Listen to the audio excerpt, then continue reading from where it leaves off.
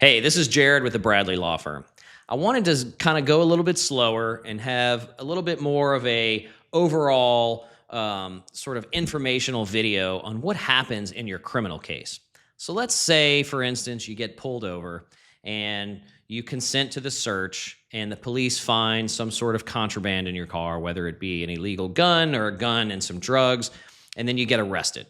What happens from that moment on in your court case? So once you're arrested, there's a few different parts. The first part is you get booked. They take a picture. You've seen those mugshots all over the place. They take your fingerprints. They get all of your information. They run your background, and then you're booked. Once you're booked, the next thing is that you'll go in front of a judge, and they set a bond. Now, do you need a private attorney for the bond hearing? Absolutely. If you don't have one, you typically will get a public defender, but a lot of times a private attorney has spent a little bit more time getting information, and they'll spend that extra time to go in front of the judge, fight with the district attorney and getting you a lower bond. Now, that may not always be the case. Each case is dependent, but you certainly want someone there protecting your rights. Once you get bond, at that point, you can either bond out if you can afford that, or you can put up some collateral, or you can get a bail bondsman, which is typically about 12%. Now, you lose that money if a bail bondsman has paid for it, but you get out of jail. Now, once you're out of jail, the court case sort of progresses in a very similar manner, no matter what the charges are. The very first part, in some parishes are different, some places are different, but typically you'll have a status. Now, a status is either with a magistrate or a commissioner's court. Typically. Sometimes it goes to the district court setting. Again, it all sort of depends on where you are in the case. But essentially, you'll have a hearing in front of the magistrate or the commissioner's court, and they decide, meaning the district attorney decides, whether or not they're going to actually bring official charges. Sometimes you'll have what's called a no disposition in that first hearing where they haven't had a chance to look at your case and haven't made a determination. Now, remember, they have a certain amount of time to make that determination, and your attorney will know whether or not they need to file what's called a motion for speedy trial. And we can get into that a little bit later, but what that does is it sort of speeds up the process. And we do that certainly if you're incarcerated or in jail. And if you're out of jail, we do that dependent on certain factors of the case and whether we think that's a good idea. So you have that determination, and it could be no disposition. If it's no disposition, you get another hearing, and you come back. A lot of times, especially in places like Jefferson Parish or other parishes, you can actually waive your presence, and your attorney can do that without you. And we suggest that. We're there in court anyway, and there's no need for you to show up, and we give you constant communication about whether or not the charges have been brought.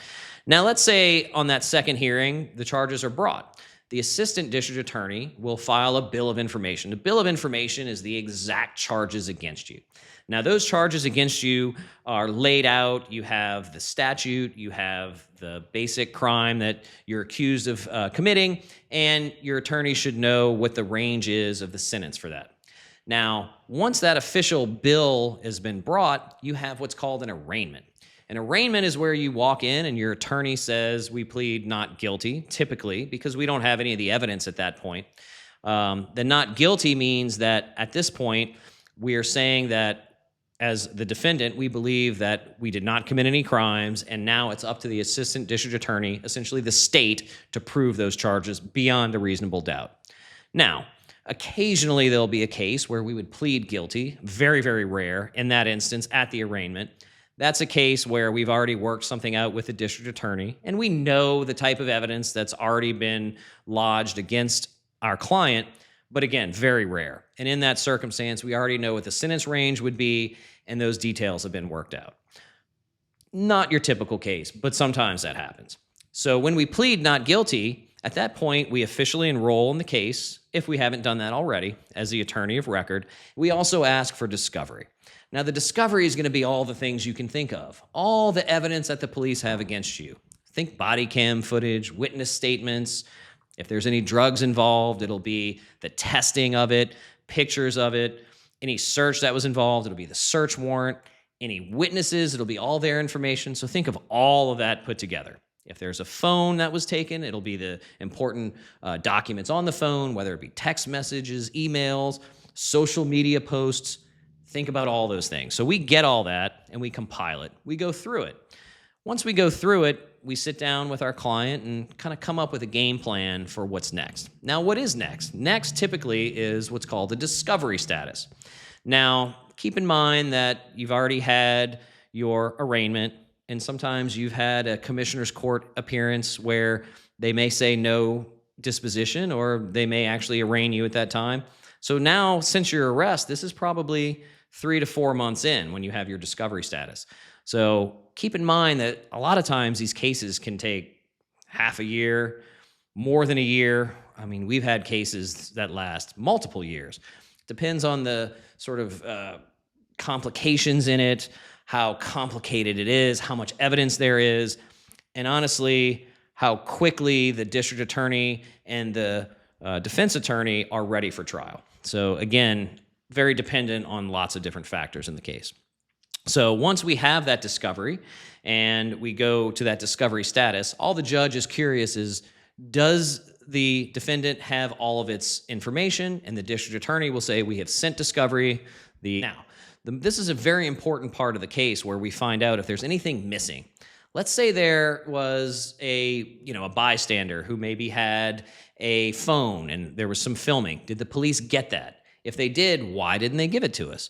Let's say there's a case that there's footage from a building next door. Did the police walk over to there and get that footage? Those are all the types of things that we need. So we can actually have subpoenas for lots of information that may not be in there that we think exists out in the world.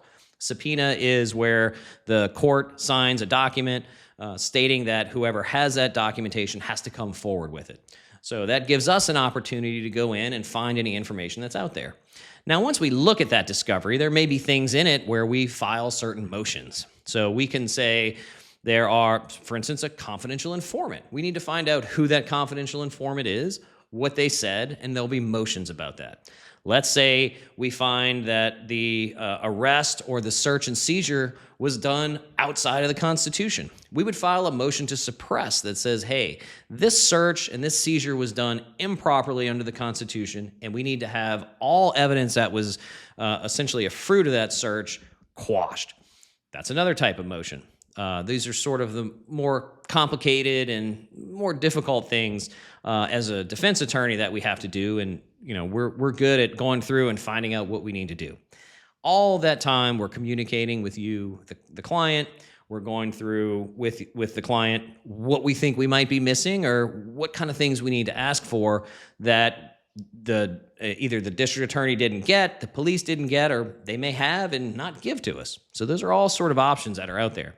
Now, they do have a duty, meaning the district attorney, to give us all the evidence, good or bad, for our case, and that allows us to build a good case out of it. Now, getting back to sort of how the case progresses, we've already talked about the whether or not they're taking charges, in that status. We had an arraignment.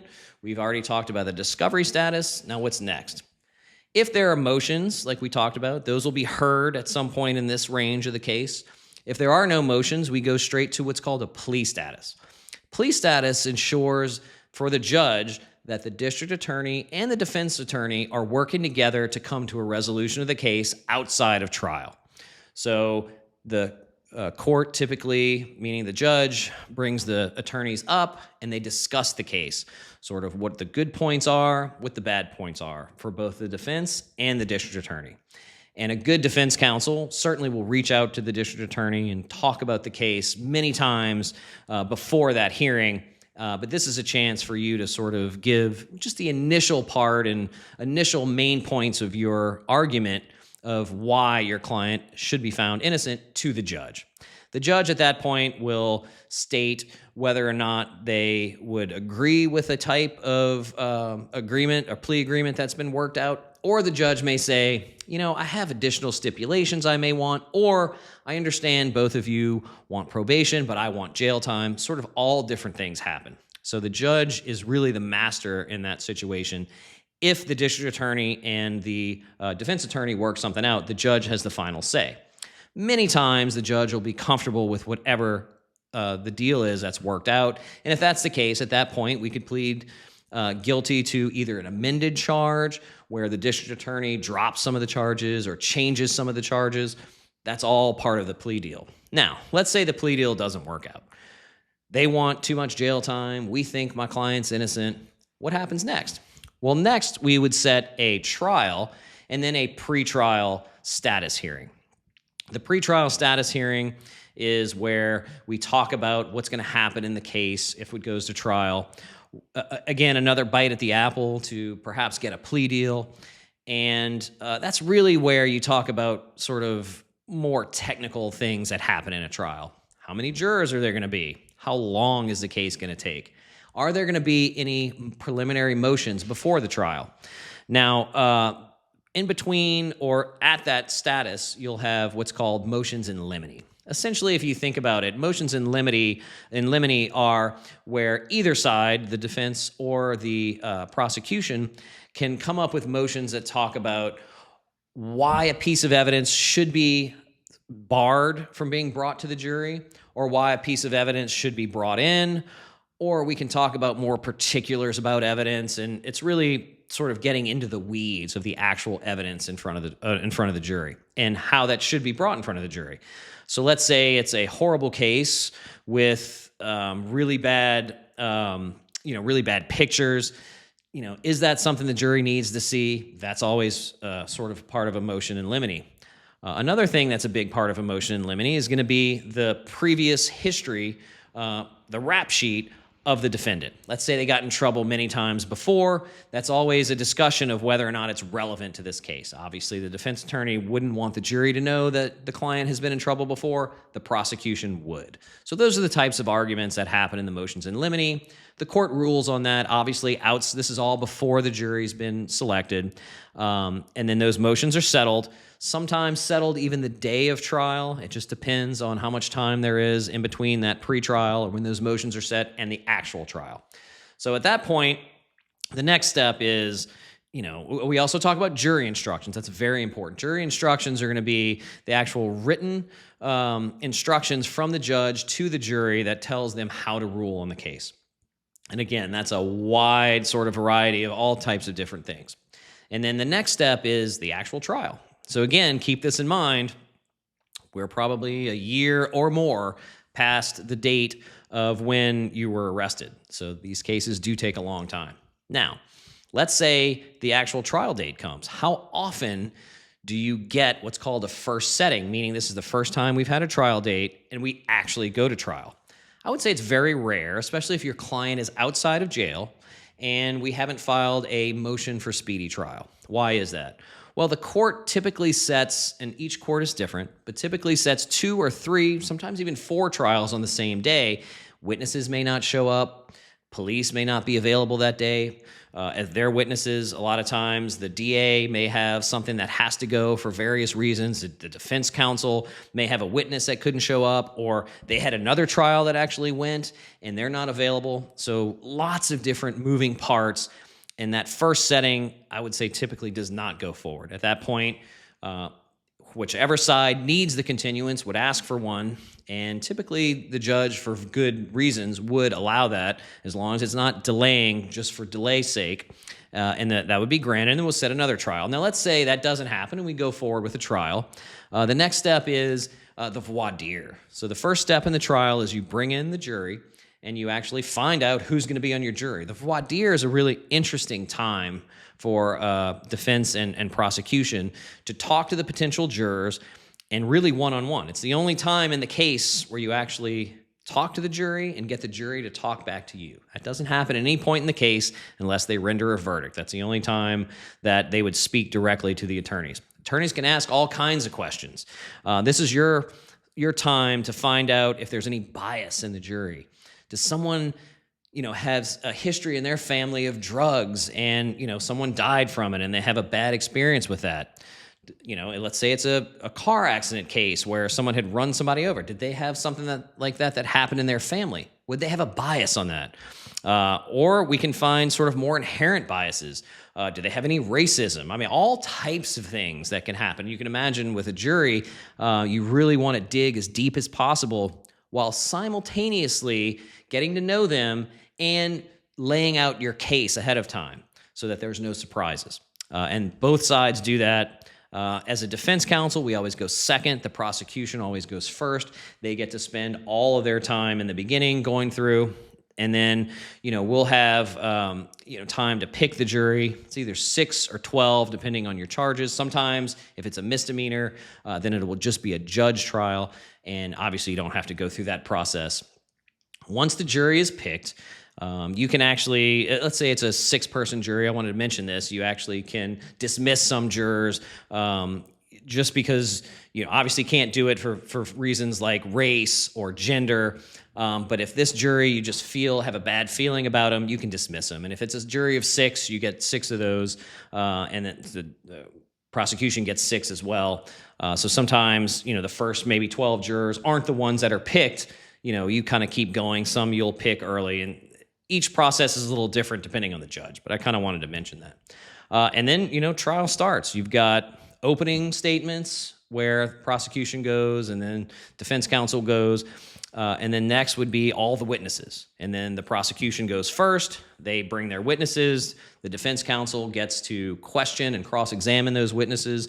And then at that point, once the state has done, they rest their case, now it's up to the defense to bring. Well, they don't have to bring anybody because it's up to the prosecution to prove beyond a reasonable doubt that your client has done something and has violated these laws. So if you feel like there's not enough evidence, you don't have to bring a defense. And then the biggest question of the case always is whether the defendant's going to testify or not. I tend to say I would rather them not testify in most instances, but some instances they need to testify, otherwise they're going to be found guilty. Each case is different, and certainly would talk through all of our clients with that ahead of time, whether or not they want to testify, what things they'll be asked. We like to do a role playing where, we'll come in and have what kind of questions the prosecution is going to bring, because typically the prosecution is very good and, very hard on the defendant when they're on the stand. So, these are all things that we kind of work through, but I wanted, you guys to kind of know really what is the whole evolution of a case and, what happens. So at the end of that, if we decide to put up witnesses, then the prosecution gets to cross-examine our witnesses, and then we rest our case. Then we have closing statements. Typically, the prosecution would go, the defense would go, and then the prosecution would go again. And then we rest our case. The judge gives all the jury instructions to the jury, written instructions as well as speaks to them. And then the jury goes in the back and discusses, whether or not they find this person guilty or not guilty. Now, if they have a question, they can write a question down, give it to the judge, and then and that judge typically brings it to the attorneys, and then it's a piece of evidence they need or some clarification. We can, sometimes that happens. Again, that all depends on what the question is and how involved it is and what type of evidence they need. So at that point, they come up with a ruling, they come out verdict, and they come out and they say guilty or not guilty. And at that point, the case is over. You can always ask for a rehearing. You can ask for the judge to vacate the verdict given by the jury, and then you can also appeal, as well as you have the right to, sort of other types of appeals. And we'll get into that more later, but this sort of longer video was really just the evolution of the case from start to finish. I've seen cases go quickly, even to trial, depending on the severity of the charges, and sometimes they're very long. And sometimes you'll have a trial setting multiple times before you actually go to trial, and sometimes the case could be dismissed, or you work out a plea arrangement in the middle of trial or before trial. So it really depends a lot on the district attorney and their evidence and how strongly they feel about it, and the same as the defense counsel and their evidence and how strongly we feel about it. And obviously, at the end of the day, if a deal is made, it's entirely up to the defendant themselves to either take that or do something else. So, look, if you guys have any questions, give us a call. We're happy to answer. I appreciate the time, and this is a little bit longer than usual, but again, this is Jared at the Bradley Law Firm. Thanks.